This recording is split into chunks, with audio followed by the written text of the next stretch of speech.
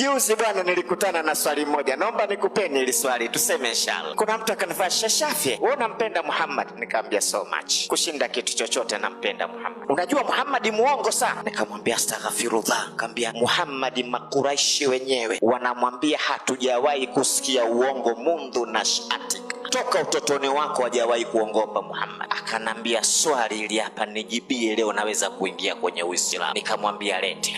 Akantolea hadithi ya bwana mtume Muhammad. Mtume anasema manjalasa inda alimun, atakayekaa na mwanazuoni saataini, ukakaa na mwanazuoni masaa mawili, au akala maa lukmataini, au kila pamoja naye matonge mawili, au masha maa khutuwataini, au ukatembea na mwanazuoni kwa hatua mbili, au sami aminu au lau kalimataini, ukisikia kutoka kwake mwanazuoni maneno mawili tu, a'tallahu jannataini, Mungu atampa pepo mbili, wa kullu jannatan mithla dunya marrataini, na kila pepo moja sawa sawa na dunia zikiwa mbili. Nikamwambia huu ndo uongo wa Muhammad. Nikamwambia hujaelewa wapi? Akanambia ukifata maneno haya unapewa pepo mbili na kila pepo moja sawa na dunia mbili. Kwa hiyo manake utapewa dunia 4 mtu mmoja. Hii dunia unaiona moja zitakuwa 4 alafu atawampiwa mtu mmoja. Nikamwambia what is your problem? Akaniambia swali langu, duniani tuko watu bilioni 7, sote tunamfuata Muhammad.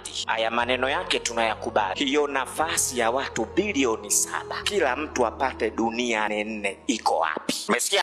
Nikamwambia wewe unachukua ulimwengu wa dhahiria unaofanana na ghaibia, lakini ulimwengu wa ghaibia ni mkubwa kuliko dhahiria, lakini kwa sababu hujafika huko huwezi kuamini imani yetu. Mimi nakujibu kwa ulimwengu unaouona. Akasema nipe majawabu. Nikamwambia unaiona dunia? Akasema naiona. Umeliona jua? Akasema naliona. Nikamwambia hii dunia ili ifikie ukubwa wa jua, dunia zinatakiwa ziingie mara 319,000. Nikamuuliza kisayansi kweli sio kweli? Akajibu kweli. Lile jua unavyoliona ili dunia ifikie jua mara 319,000? Akajibu kweli. Nikamwambia lile jua unavyoliona kutoka juu mpaka linafika duniani ukihesabu maili unapata maili milioni 92,969,000. Ukimchukua mtoto hana umri ukampa SGR yenye kwenda kilomita 200 kwa saa, ukamwambia alifuate lile jua, atatoka hana umri, atafika kule ana miaka 88. Lakini jua linatoka kule mwangaza wake mpaka fika dunia unatumia dakika 8 na sekunde 25. Washamsi wa buhaha.